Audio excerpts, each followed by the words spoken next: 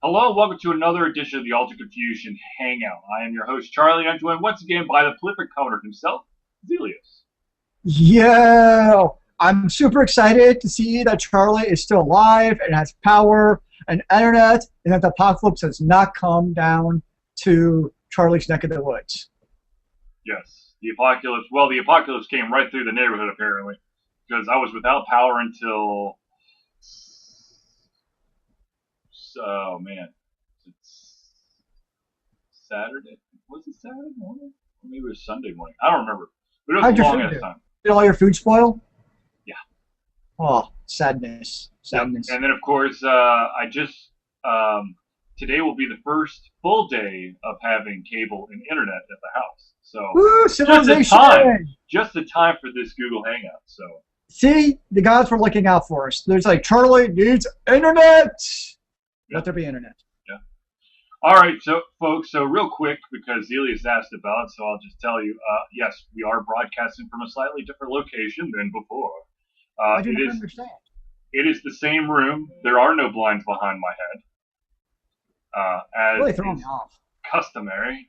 This is the office side of Ultra Confusion, and I was hoping that I'd be broadcasting from my brand new desk, but my brand new desk is actually in pieces off on this side of the screen.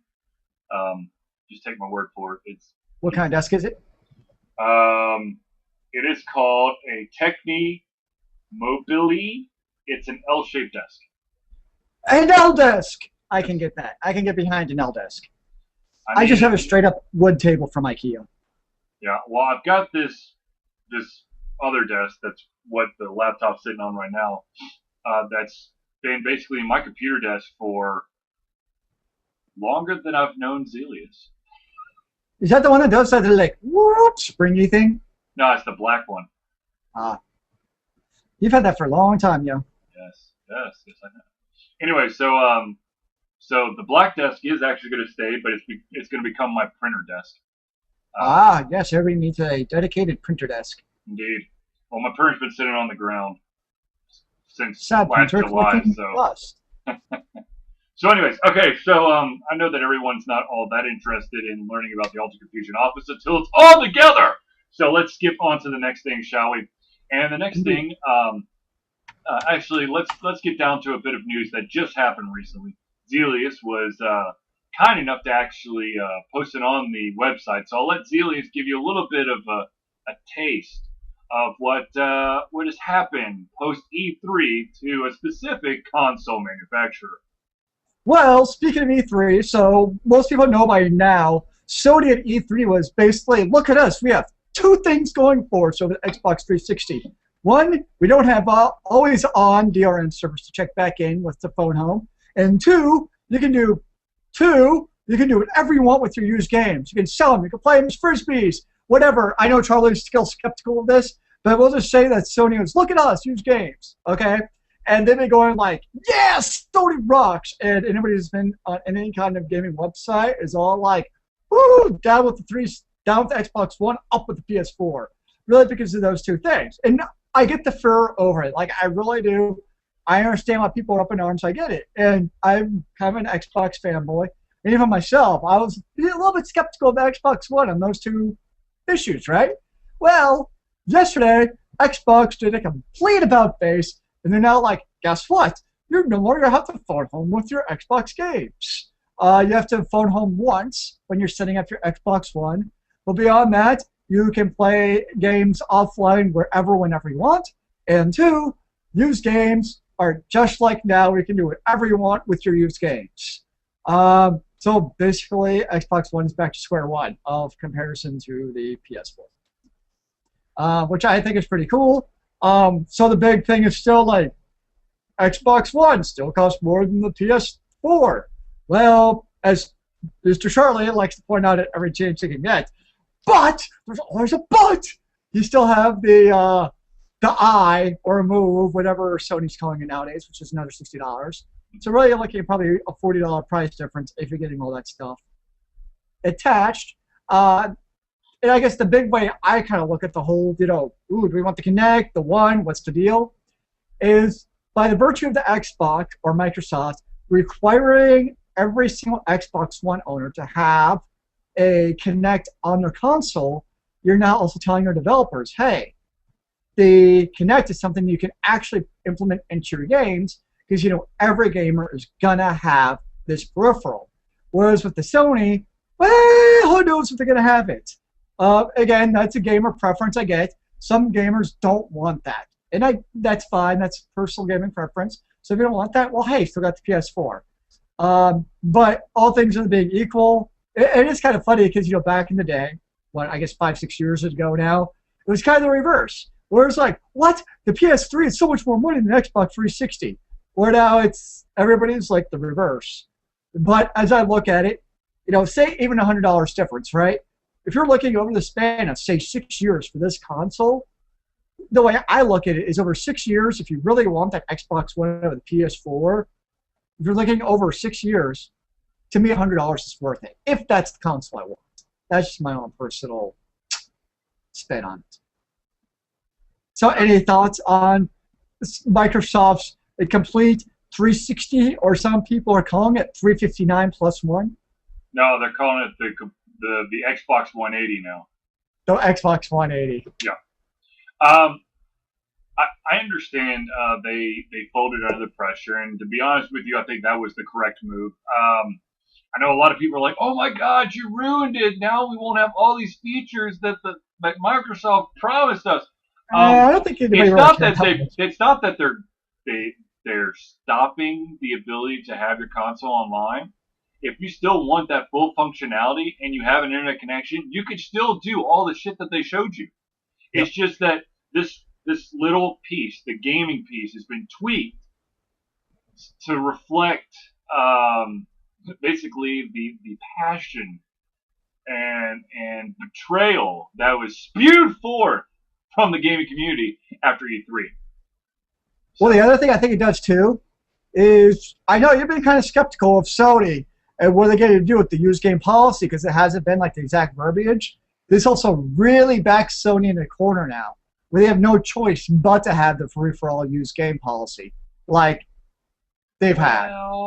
I think it does. It really forces Sony to make sure that they follow through. No, so this is something that bugs the shit out of me, and I'm gonna explain it right now, right here and now. Sony and Microsoft are now going to say, yes, you can sell your game to a retailer, you can trade it with your buddies, whatever. The fine print says the publisher dictates if the game is going to cost you an extra amount of game if it's a used game. Therefore, EA is still going to charge you. But Microsoft... EA tried that before, though, with the online pass, and they scrapped it. No, God, no, they did not. They did not it was scrapped about a month ago. Nope, it's not scrapped. Still there. Okay. They might have tried to do some like little finagling here or there, but it's going to be in the hands of the publisher.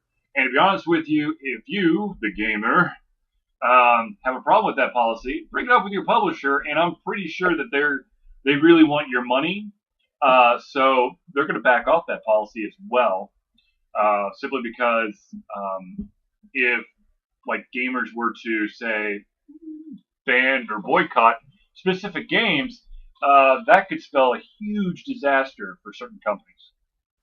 By the way, anybody watching the podcast, I apologize. I kind of keep on looking away.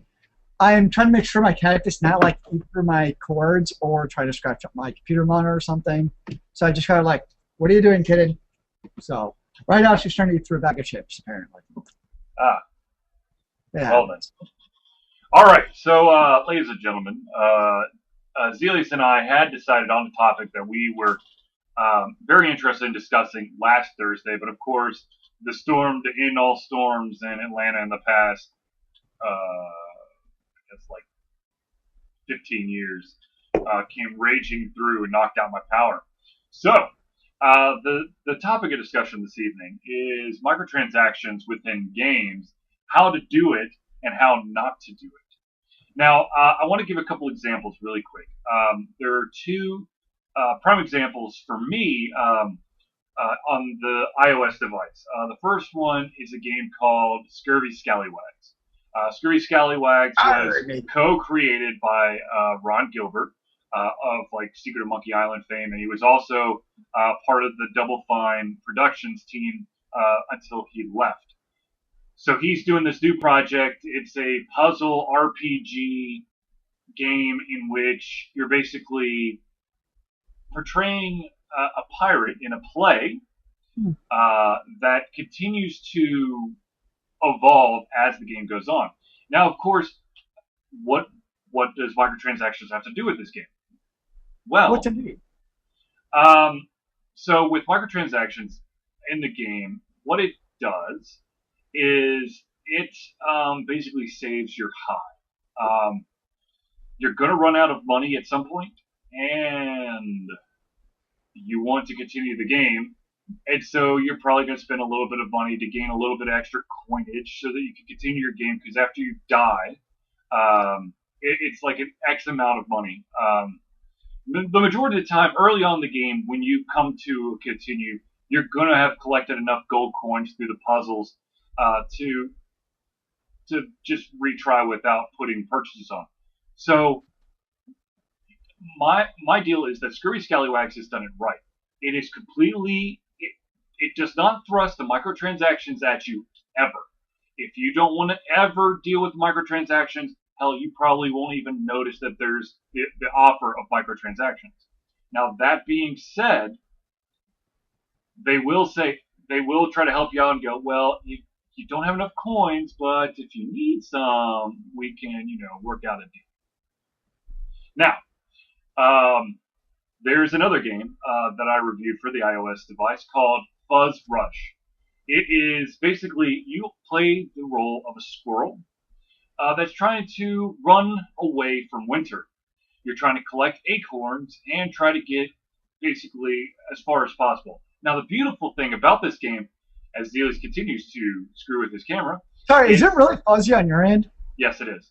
Okay, that's what I'm trying to figure out. Yeah. Okay. So basically the really interesting thing about this game is that every single time you run through the game, the chances of you running through the exact same level layout is damn near impossible because they have a ton of different versions of the game that they basically rotate in and out. They call them zones, and these zones go by animal names. There's a spider zone, there's a cow zone, there's I think it's a rabbit zone, a grasshopper zone, all that stuff. And they basically just shuffle them in. And then, of course, you're trying to get through the game and collect your acorns and whatnot. Now, this is an example of how microtransactions are done bad. Once you play the game a couple of times, you're going to be prompted with a full screen ad that says, if you really want to get into this game, you need to buy this in our microtransaction store. Mm-hmm. Okay, so I close the X. Chances are, I think at some point it just starts randomly showing you the this ad, and it rotates a couple ads in and out. But the problem is they're so consistent that it just is batshit, just drives me batshit crazy. Now here's the real problem. In order to truly play Fuzz Rush, you have to do microtransactions because you're collecting acorns. The cheapest thing in the store in which you use your acorns in is basically about, I think it's 600 acorns. You collect acorns at a 1 acorn ratio. So we're talking about, and of course, let me just say this also. My average run basically fluctuated anywhere from 35 acorns to about 68 acorns. So just for the cheapest thing in the store, we're talking at least 10 runs. If you want to pay some money, you can. There's something called, I think it's like a super secret squirrel, where every single acorn you pick up is double. But I think it's like a $1.29 or something. You're going to scare away people by the simple fact that if you truly want to play the game, you got to pay something. If you want to, I think what Fuzz Rush should have done is they should have put a price tag on the front of the game, make it $1.29, and just have the double acorn thing built in. and maybe screw with some of the prices because the prices are just astronomically crazy. Um, the thing about Scurvy Scallywags is because it's a puzzle game, there's the chance of doing combos, which does multipliers to your gold and allows you to accumulate gold at a much faster rate. And there's also leveling up, where you can put points, skill points, specifically into your gold collection, and also you can further the amount of gold you collect per attempt by a special skill that you can upgrade in the in-game shop. And all of this does not require any real money. Mm-hmm. So I know that Zealeus has played quite a few microtransaction games that I have not played. So let's hear from Zealeus about some microtransaction games and his opinion on what it is that is done right and what it is that's done wrong. One game I played with the microtransaction model that I liked was Dragon Veil. It's a iOS game. We're basically trying to build habitats for dragons to grow them and breed them and create different ones. And the reason I like Dragon Veil is because it's based solely on basically how much money can you raise to build stuff. And really the one thing you kind of buy in the game is basically, I haven't played it for a couple of months now, but it's basically crystals to basically speed up how fast can you build stuff. So for instance, if I'm building a fire habitat that takes an hour to build, well, you can pay money to speed that up so it's done instantaneously. Or say you're breeding a dragon, it might take 24 hours, well, you can pay to speed that up. And that kind of model I like because it's very, well, okay, I'm done building this, I'm just going to leave it for tomorrow to come back to and just pick up my gold tomorrow. So I kind of like.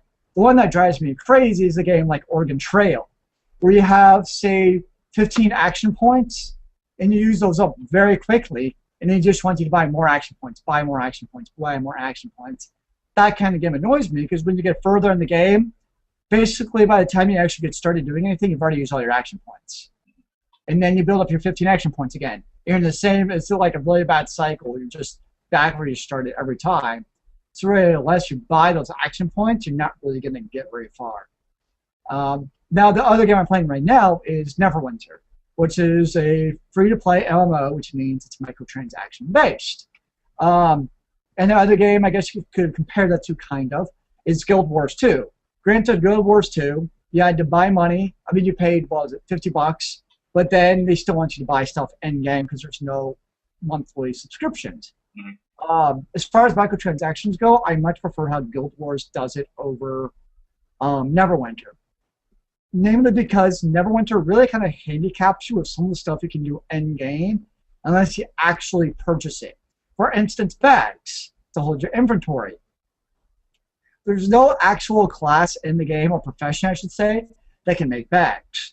You only get like 2 10-slot bags from questing, and I'm at level 42, which means in order to have more space, and which obviously fills up very quickly, you have to buy bags. Which I'm like, okay, except for I think it's I wish I had the number in front of me, but basically a large bag is $10, which to me is like, well, that's a pretty hefty sum just to get a bag in a game. You know, if it's $5, okay, I can probably see that, but $10 is pretty quick. And the other thing is basically everything in the game except for mounts applies just to that character. So, for instance, going back to Guild Wars, your bank goes across all characters, right? So I had no issues increasing my bank space in Guild Wars 2 because, first off, you already start with a pretty generous bank allowance, and then each bank purchase was a pretty decent amount as far as the slots you got, and I know applied to all my characters. Whereas you go to Neverwinter, you have a really small bank allotment. It's like 10 slots or something. And if I want to buy a bank slot, I have no idea what I'm buying. It just says purchase bank slot. I don't know how many bank slots I'm buying. Like, I'm going to assume it's the same kind of 2 rows. But I don't know what I'm actually buying, so that's kind of annoying. Thankfully, it's not really a play-to-win model with Neverwinter, so it's not like I can buy the Dragon Slayer of plus 18 strength that I've seen. Although you can buy, they call it Zen in-game, which is what you buy, and you can transfer that to crystals and buy game items in-game with crystals. So there is a bit of that pay-to-win model in the game if you want to go through the hoops. But it's definitely a game, at least as far as dungeons go, that definitely prefers skill over items. Mainly because it's a action RPG, especially like if you're doing dungeons and stuff. There's a lot of like red stuff on ground you have to run out of. And this, no matter how good your gear is, if you can't run out of it, you're gonna die. So you can buy really good gear in game, but unless you actually know what you're doing and you actually have some skill, it's not going to get you very far anyways. So I'm not really sure what makes a good microtransaction because that's more of a personal preference. True. As far as what I want out of a game, it's kind of hard to compare a little bit of Neverwinter and Guild Wars 2. In Guild Wars 2, you're still purchasing the game. So you're kind of almost going back to the squirrel game you mentioned. Where if you pay a little bit up front to kind of get a little bit of extra, okay, it's not so painful in game, and they still have those boosts you can get in game, but it's not quite as cost prohibitive or painful feeling. I think in my opinion, I think if you make the model that only true enjoyment can occur when you pay money to play, that is the wrong thing. I think that if you could find a way to work it into your model to allow an enhancement of your play style, where you're not penalized for not spending money. Sure, maybe you don't level up as fast, or you can't craft items as fast, but basically, locking away a chunk of the game, or basically handicapping you to the point of, unless you just really like to do like a rinse and repeat type of thing, because in Fuzz Rush, I mean, it really is. You have to, you got to want to play the game just for the challenge. You don't go in there trying to think, oh, I'll just, collect acorns. Because if you do that, you're going to get bored and sick and tired of that game really freaking quick if you don't want to spend a dime. Like I said, Scurvy Scallywags, you can play that game all the way through. And if you're lucky enough, you won't die, which is really fucking hard to do. But if you don't die, you can literally go and play the entire game, no questions asked.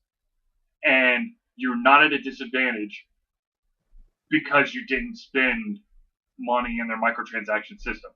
Another game that I have been playing, I'm actually in the beta for it, and I've already spent money because this game has like rocked the freaking socks off me. It's called Card Hunters. Card Hunters? Yeah, Card, C-A-R-D, Hunters. Okay. It is like the best way of putting it is like it's kind of like Magic the Gathering Light meets Dungeons and Dragons. And oh my god, I cannot stop playing this game. I got the beta invite. I'm like, yes, because I've been waiting for like a month or so, and now I can't stop playing it. I can't do it. And I have spent many microtransactions. Now you can play the entire game without ever doing microtransactions, but I wanted to enhance my experience. Therefore, I spent some money, and that I think is the right way to do it. I know that some people. Zealeus stated this before. There's certain models out there where you pay to win, and that to me, in my opinion, because of course everyone's got a different opinion about microtransactions, but in my opinion, if you have to pay to win, I don't want to play that game. I want, like, yes, if you get a leg up, it's not like, so you're leveling faster, or you're able to craft weapons faster, or maybe you've got an extra couple of item slots so that you can adventure longer than I can. I'm going to switch the camera because there's a cute cat there. Sorry. I was not expecting. But you know what I'm talking about. It just drives me nuts when I think certain individuals who have a microtransaction system put into place are just trying to make a shit ton of money But isn't that what the company's ultimately there for? Well yes. No, but the thing is, there's a way to do it where if you don't smack them in the face over and over and over again, you're probably going to make more money because the game is so enjoyable that people want to pay. Well, that's what I wonder. Like going back to Neverwinter real quick, the bags are right now $10 a piece, right? I bet if they made those those are $5 a piece, I probably would have bought 4 off the bat. I mean, screw it, I'm just filling up all my bags right off the bat. But $10 a bag, I've only bought 1. I know most people in the game haven't bought that many because it's like, ooh, that's a high, threshold. But it's kind of the idea, if you lower the price to a certain point, more people are looking at how to buy them.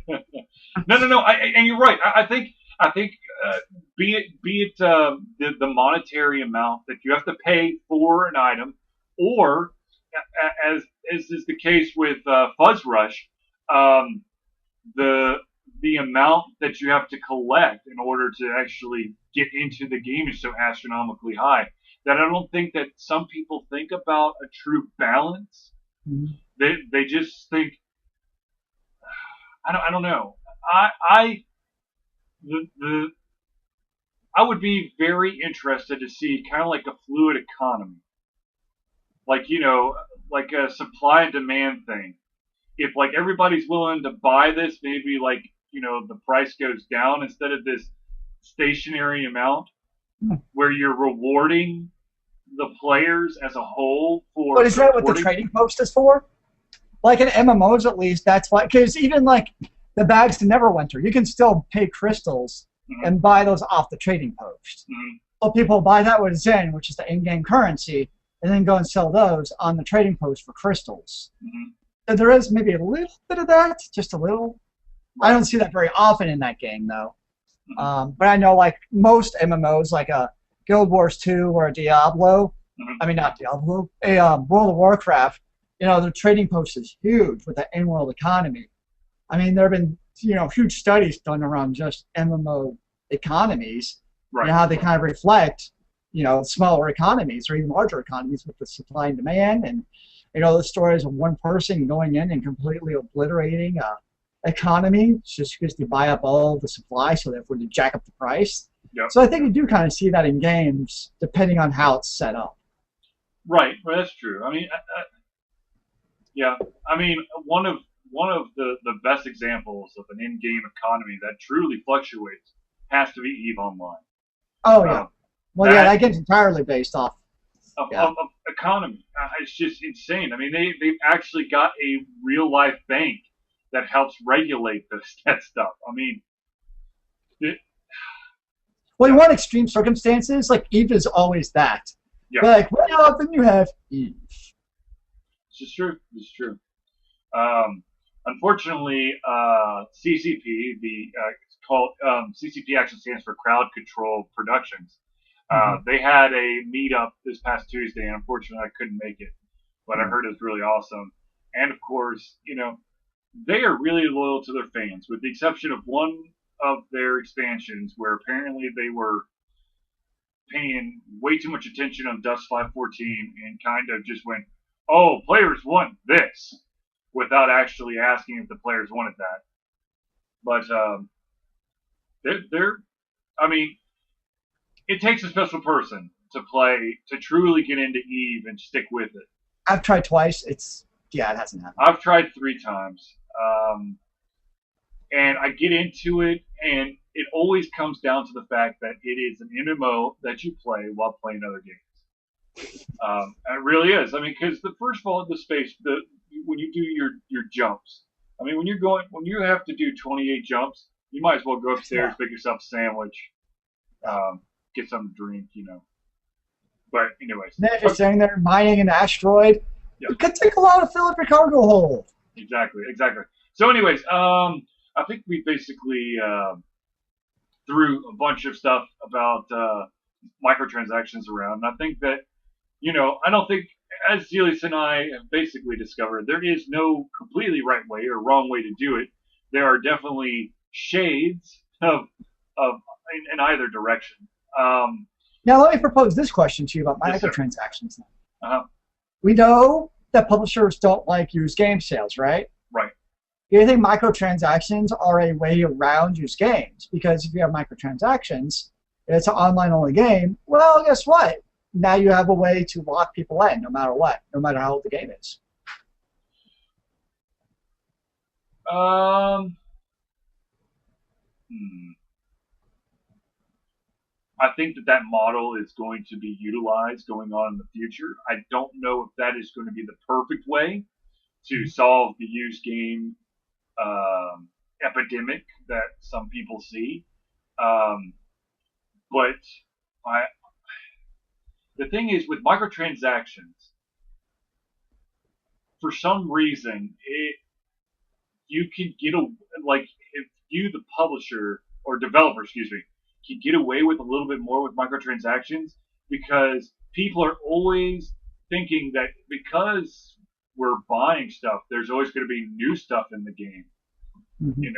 down the road, which means that developers don't really have to give you a finished product.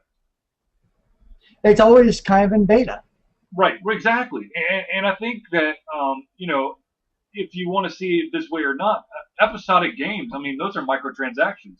They might not happen in game, but, you're basically buying another chapter to continue your Well, adventures and in like Walking Dead DLC and is stuff. basically the progenitor of Right. microtransactions. Absolutely. Absolutely. Although I'm glad, at least at the moment, we'll see if it happens in the new gen consoles, is pretty much all your Xbox and PS3 games don't have microtransactions now. If Right. you don't count DLC. Right. Well, I think the Which is reason. fine. Like, I don't want to play Mass Effect and be like, would you like to purchase a what the hell is the automobile called? The Mako? Thank you. That's how I told mine. Like, would you like to purchase a Mako to get from point A to point B, or would you like to have to run there instead and take 10 times as long? It'll cost you $10, but you can do it. Like, Right. Well, I'm glad my single-player games don't have that. right. Well, I mean, one of the real reason why that hasn't cropped up in video games, because I'm sure publishers and developers are trying desperately to get that shit into games, is simply that Microsoft and Sony won't support it. They don't want. They don't want publishers and developers to circumnavigate their marketplace in distributing DLC But I have a or hard time in-game content. believing that if that were to happen, let's say BioWare came out with Mass Effect 4, right? Mhm. And it's microtransactions. Mhm. If you're playing that on the Xbox One, I have a hard time believing that Microsoft wouldn't be like, okay, you do microtransactions, but it has to go through like the Microsoft payment gateway, so we take a cut of it or something. You're playing on EA servers. When you're They would figure out. there's ways, but the thing is, there's ways around it, and you couldn't 100% guarantee that all that money is going to go through Microsoft or Sony. One of the companies that had the biggest issue was Valve when they ported their game. What the hell did they port? Was it Team Fortress? Team 2? Fortress is their own game. No. But they ported it to one of the consoles, and Oh, they did port it to Xbox, yes. right. But then they had all those issues of Valve is in the game of rewarding the players for continuing support of the game Well, you by want to get giving out you free stuff. content, and Microsoft said that it had to be purchased. Exactly. You're not allowed to distribute feed content. Yeah, I do remember that. So. Yeah, because they came out with a new. It was when they started doing new weapons. Is what it was. Mm-hmm.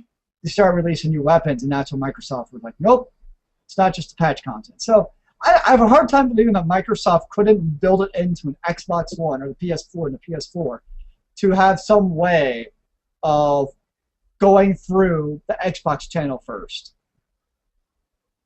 I have a hard time believing they couldn't do that. And yet they probably won't do that. Which I'm happy with. I have no issue with that. I just have a hard time believing that it's not technologically possible. Well, I'm sure it is, but I'm sure that some developers would probably do something where like an itty bitty amount of money actually goes to the Microsoft payment thing, but the shit ton of money that's actually for the DLC or stuff goes straight to them.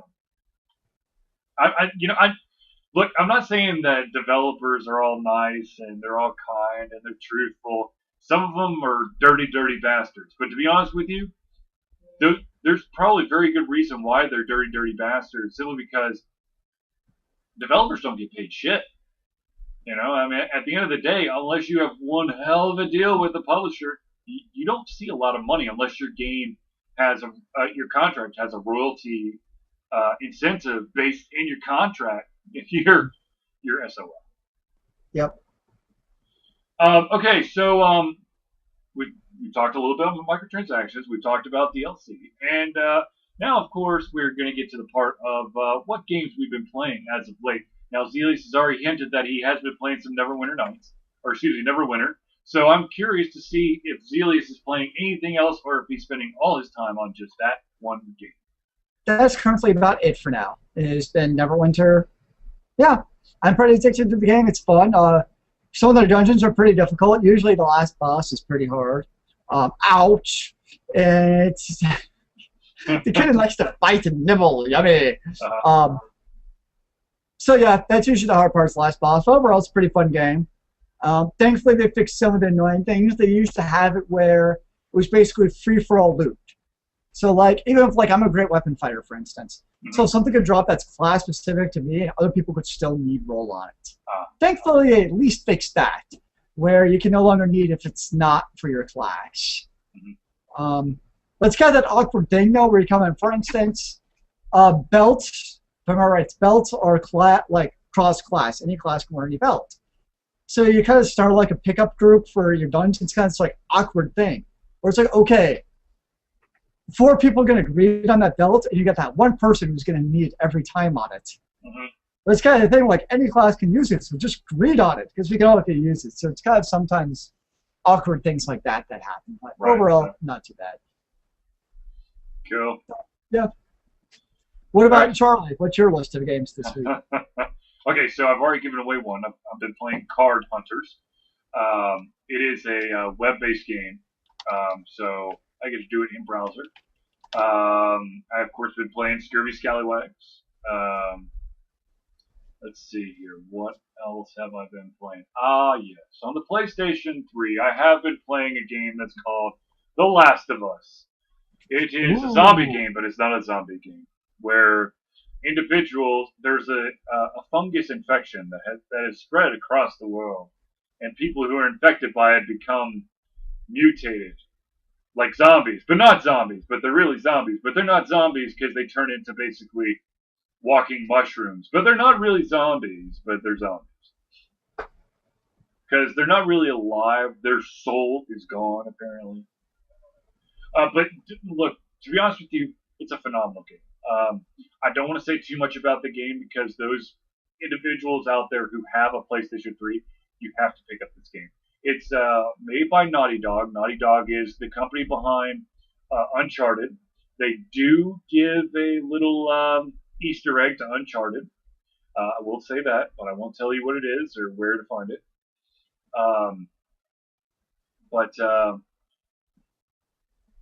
At first, I thought it was very formulaic. Very what? Formulaic. I knew. I was like, okay, and this is going to happen. And boom, it happened exactly how I thought it was going to. I was like, oh my god, this is like any zombie apocalypse movie, game, whatever. But something happened a couple hours in. I became emotionally invested.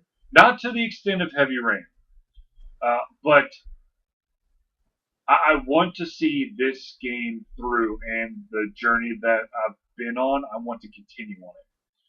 So if you have a PlayStation 3, I highly recommend this game. I don't know where I am in the game, and to be honest with you, I don't care because I want as much of the game as I can get. So I've been playing that. I've also been playing Penny Arcade Adventures number 4. I'm doing it for review purposes. I got a review code to play the game. Unfortunately, because of the lack of internet and the weird things that my games that are on Steam do when I don't have an internet connection, I have not been playing that game as of late. That, of course, means that I've also have not played Guild Wars 2, which on occasion I have been known to log in and spend like 3 hours and go, son of a bitch, I did it again. It's 2 a.m. in the morning. But yeah, basically all my time right now is being spent between all of us and Card Hunters, and Scurvy Scallywags. Now, Card Hunters, is that a game you could play like on a tablet through the web portal, or do you really need like a keyboard and mouse? Well, I don't see. I don't know if it's if if it loads on a tablet, you're totally fine because it's really you don't use the keys whatsoever. You're just going to use the mouse to click Okay. on the cards you want to play or where you want to move around the board or what enemy you want to attack. It's a click game. Yeah, I mean it would be a little bit. There's a search function in the stores, but I've never used it, so yeah. Right on. So, but oh my god, dude, go ahead and I just signed up for. I just there signed you up go. for the beta myself. Okay, in good, fact. good. Just do it. I don't know how fast they're gonna get you a beta code, but once you're in the game and you played like the first couple dungeons, you're gonna be like, son of a bitch, what the hell have I done? I can't stop. Have you, Charlie? Exactly, exactly. Which is a phrase I haven't heard as of late from Zealeus, so I must be falling off my game here. Should get on that, yo. Actually, you know what? I've since Zealeus is in Minnesota, I think I've replaced my oh, you should probably check out this game, and someone accidentally buys it with Jesse. Oh yeah. But unfortunately, Jesse's not going to be buying anything as of probably the rest of the year because he's got himself a house. Yeah, Okay. that's. I'll take up his budget pretty quickly. Yeah, he's got a house up in Peachtree Corners. Nice neck of the woods. That's what I hear, at least. Indeed, indeed. So, let's see here. Let's see if I can go over some random stuff real quick here. As some of you may have noticed, if you were at the Georgia Game Developer Association meetup at DeVry, the Alpharetta campus, I was there. I videotaped a presentation, but the presentation has not shown up online. The reason behind this is that the presenter has made a special request that I refrain from posting this specific talk until after he does the official version of this talk at SoCon in San Francisco. What is Which I- SoCon? Huh? What is SoCon? SoCon is it's basically social media convention, I think. Uh, 1 year it was in Seattle. It was going on at the same time as the IGDA Summit. So I actually got to sneak in and watch one of the final panels of SoCon, which is actually LeVar Burton reliving his Reading Rainbow days, which was awesome. Right on. But anyways, so if you're looking for that video, I believe I've worked out a deal to release it in August. I apologize for the tardiness of the video, but hopefully in my opinion, all of the content in that video is still going to be relevant in August. So what I can promise you is that next month, July, there is going to be a humongous meetup at a company called Zavient. They are going to be showing off programming in one of the Unreal engines. No, CryEngine. Is it CryEngine or an Unreal engine? Anyways, it's one of the graphics engines. We're really excited that we're able to have permission to videotape this and then immediately post it. I, of course, will double check once I get there that I can immediately post it, but it's going to be awesome. So let's go over some housekeeping for Alter Confusion. As you may have noticed, I'm very thankful to report that Zealeus has been posting on occasion on the website from time to time, and I hope that that will continue. I am in the middle of transitioning from one job to another, so you probably have not seen as many posts for me as you have in the past. That's simply because I'm trying to wrap up the job that I'm currently working in before I move on to the next one, because I would feel like a total dick if I left them completely high and dry. But I expect some posts, of course, reviews from me in the hopefully near future. With my brand new desk, I'm hoping to be able to run my desktop and my laptop in the same environment, so I can basically ping pong between the two. Very nice. There is a Charlie / Alter Confusion project that is probably going to start either in June or July or August, and that is after talking to my wonderful, beautiful wife, um, whose birthday was yesterday. Oh, yes. Um, so happy birthday, Julie. A belated birthday for everyone who's watching. They can wish my wife a happy birthday if they want to. It is high time that this person right here finally figures out what the hell he wants to do. What do you want to do? That's a good question. So this is what's going to happen. I don't know if I'm going to post this online all at one time, or if I'm going to just post it segment by segment by segment. Chances are I'm going to post it all online at one time. So do not, if you see very little of me for like possibly a month and a half, like I'll still do the reviews and stuff, but I definitely won't be attacking the website with as much ferocity. It's because I'm trying to do one of the following. Um, so as you may have noticed, I've done webcomics. I do videos. I do stories. I dabble in game design. A little bit of everything. A little bit of everything. Yes, I'm a jack of all trades. But what of those do I really want to do? Going forward, in the near future, I am going to basically tackle each one individually for a week straight, where I'm going to be going gung ho straight at that thing. And at the end of the whole thing, I will present it to my peers and to the Alter Confusion fans, and we'll see exactly where I really need to be headed. Let's say that. Right on. So be on the lookout for that. I'm kind of excited, kind of nervous, but I think that it will, in the end, it will be very liberating. And I can't wait to try and see what happens. My big project right now, though, is I got to put my desk together.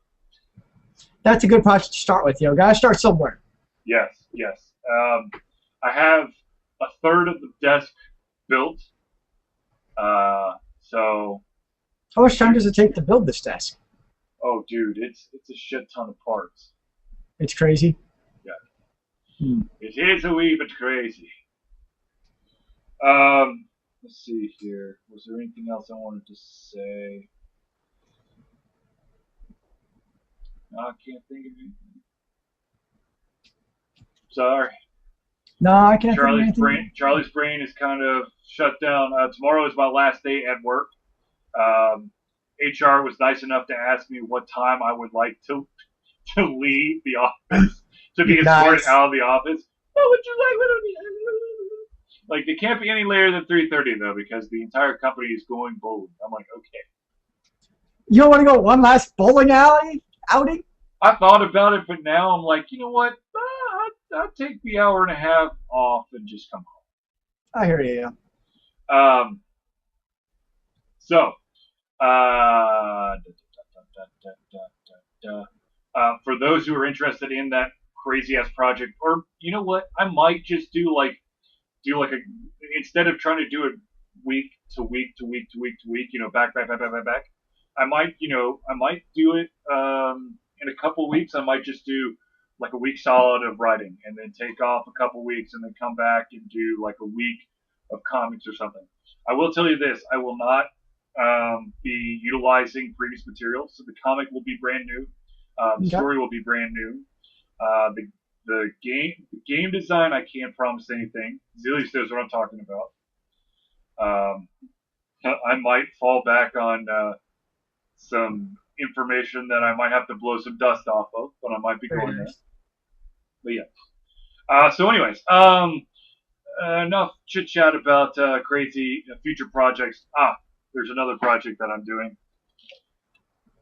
I'm going to wire my basement. Oh, it sounds like trouble, yeah. You're going to wire with USB cords. It's not USB, it's Cat 5. Okay, I thought it looked like a USB. I couldn't tell. Okay. Now I see where it says the Cat 5. I'm going to be trying to run it through the ceiling, because I've got drop panels down here. Oh, good luck, yeah. Yeah. Don't electrocute yourself in the process. Dude, I've already shocked myself so many times. Not even funny. Nice. Yeah. Okay, Anyways, so I have a small problem with your new setup. I hope it doesn't last too long. what's that? What's over your left shoulder? Oh, it's the Auburn Championship football game. And Football, it's an Auburn gnome. and it's an Auburn pom pom. Wait, where am I Both going? of them, yeah. Oh no, the Those pom all pom's kind of gone. mess with my sensibilities. Shit, the pom pom's gone. Well, actually, to be honest with you, we're gonna here. This is what you're probably going to see in the future. You're probably going to see this. You're going to see Okay, blinds again. It's just that my computer is currently in this corner over here, right on. so that's where it's going to be. But the desk is probably going to be flipped like that, so I'm probably going to be looking this way, and so you'll be seeing that. Fair Uh, enough. and I need to get some pictures to hang up. You know, I need a big ass poster because I still have that Firefly poster that needs to be hung. Well, in your normal Proto Man, that game, What? and Lotro. Oh. Well, yeah. I can move those over here too. Well, that's what I've been used to seeing. Right. Proto Man, Psychonauts, and That's what. Lotro. I don't anticipate my position changing anytime soon. Probably not. Probably not. Though I do miss the ability to read all the books off of your bookcase. I know, that was very exciting, but since I changed my desk around. Well, I got a new desk, so things kind of swapped a little bit around. So There you go. it's like Dojo. Indeed. Well, Hopefully, okay, folks. We're gonna hang out a little bit more, but let's wrap up the video. So, I think if everything is according to plan, yes, we will have the hangout next week. Um, I will be in a new desk in a new job, and hopefully we'll have a ton of stuff to present to you. But until then, thank you for tuning into the Ultra Confusion Google Hangout. For myself, Charlie, and Zealeus, we are very happy that you took some time out of your day to come and watch and listen to us. So we will see you next week. remember, kids, keep on gaming in the free world. Amen to that, brother.